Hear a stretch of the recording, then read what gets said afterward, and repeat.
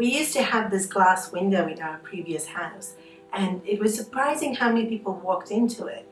And when you do, it's actually physically painful to have smashed into glass, but even more so, so embarrassing. And what would really amaze me is that people would do it the second time, and sometimes even more. It's interesting that we do this not only with physical mistakes, but with emotional mistakes. We know a person and we know that they're particularly sensitive, and yet we say something and we think, oh, I should have known better than to say that because it hurt them and it creates awkwardness.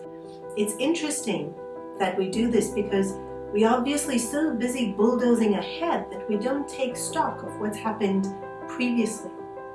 Swami Chinmayananda used to say, look back, judge, walk ahead.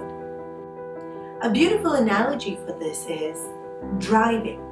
When we're driving, we're mainly looking ahead and navigating ourselves to get to our destination safely.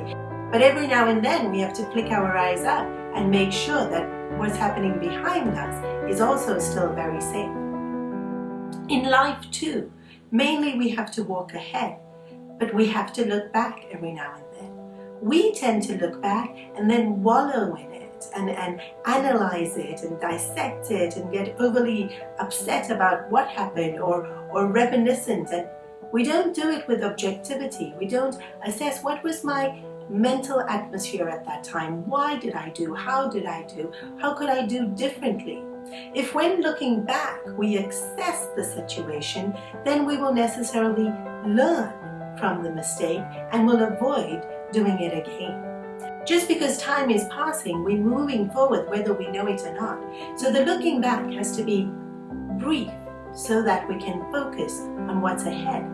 Choose where we want to go based on what we've recognized from the past, and having chosen, navigate ourselves properly to get there safely.